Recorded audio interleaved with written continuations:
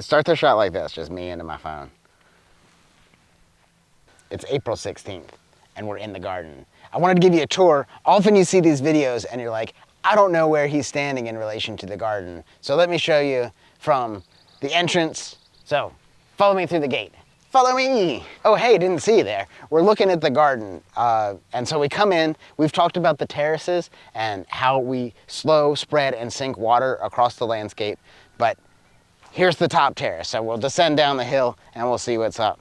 Look at these strawberry beds. So these are strawberries and asparagus immediately right as you come through the door, and that takes care of this like top bed and more of like a less intensive area, and everybody loves strawberries.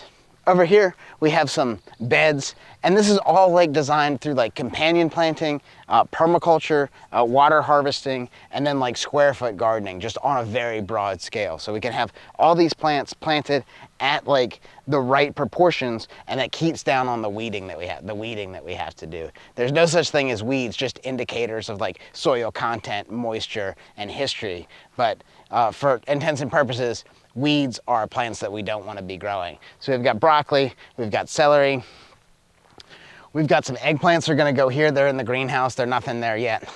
But over on top of these berms, we've talked about like the growing ability for green material that we can use to mulch stuff. I'll show you how we did that in a second. But we've got some like herbs growing. This is oregano, smells great. We've got some beautiful flowers so that as you drive by, every edge has like some flowers, and that's good for the bees over here.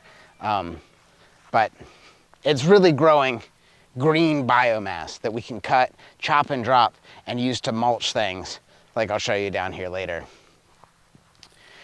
In past videos, you've seen how we've done the wheat harvest. Did you see me fall down the hill almost? But this is like wheat. So we're growing this as a cover crop, but also we'll be able to harvest it.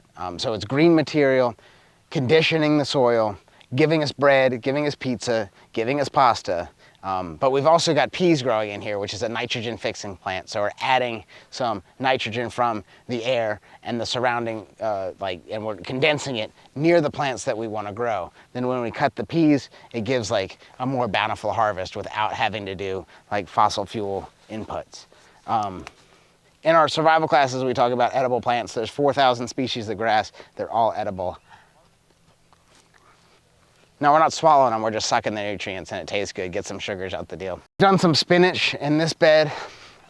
We've done some radishes in this bed, but the onions are really popping off. These are red onions here.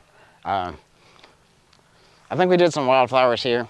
I think we did some wildflowers here. But we're probably gonna come back and finish tilling these rows and add some stuff later in the season. But right now, as we descend down a further terrace, we've got the gator here. The way we designed this area so that the gator can access everything. We bring plants out here, bring the harvest out, but we've got like 2 big gates and a road down. I'll show that to you before. But the guys are out here chopping and dropping, taking this green biomass from the berm, and they're mulching the plants that we've planted. So we talked about square foot gardening at the top of the hill, and we've got green manure mulching that cuts down on the weeds. Those two together should really eliminate a lot of the weed pressure that we'll have. We've got mulch in these paths, and all these beds are on contour, mostly contour, so that when the water sinks, it spreads out and waters all of these plants. We've got broccoli in this top bed, cabbages here, lettuce here, artichokes here, more broccoli here, and this is just a bed. And then you can see the wildflowers on the back berm. That's a good example. Hey, Mr. Sid, that's a good example of how we use wildflowers on the terraces. What we're working on right now is this tomato bed behind us. You see we're laying out the beds on mostly contour again, and the guys are chopping and moving that biomass so it'll look just like the beds I showed you behind me. And that'll keep down weed pressure, and then ultimately we'll stake these tomatoes up so they have something to grow and keep the tomatoes off the ground. That makes the produce really nice. So yeah, we'll have tomato beds here, a couple different varieties. We'll probably do we've got some more artichokes out here. We might do eggplants. We've got a lot of things to come out of the garden, but we're really running out of space. So we'll see how that matures and develops. Stepping down another terrace. This is the main road that comes through, and that allows us to bring like dump trucks full of mulch like to my left, and it allows us to get in and out with the larger equipment. Ultimately, this road will all be mulch as we continue to dump it and move it to spread it out to make paths and stuff. But this is the accessibility lane, so we can bring tractors and whatever else we want. Stepping down one more terrace. Now we have area that's more like broadacre. In the past, we've had tomatoes and peppers in this area, but this year it'll be like corn and squash and beans, pumpkins, watermelons, stuff like that. And actually, if you look back up here, I shouldn't have walked past this, but there's like a line of daffodils that have bloomed and have looked really nice. We've got green material that's used for chop and drop, and that's a pretty cool thing.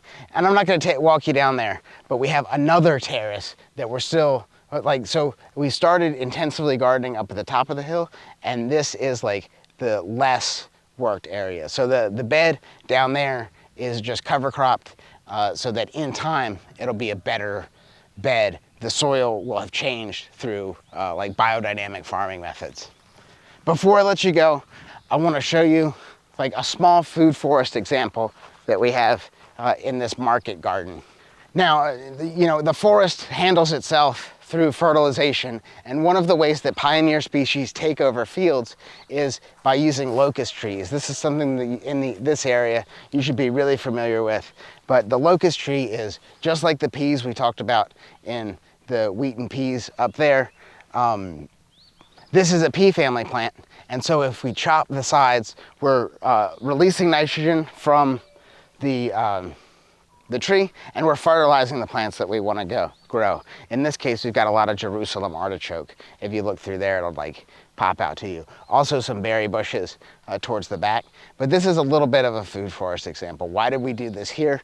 It's because we had these locust trees volunteering, and we could of course dig them out with the mini excavator, or we could show you how to get them out naturally. And what we do is we just, every year, we come back through and we cut off all the little limbs, and that is enough to diminish the roots but not send the signal to the plant that there needs to put off more shoots. Because if you just cut this down, you're gonna coppice more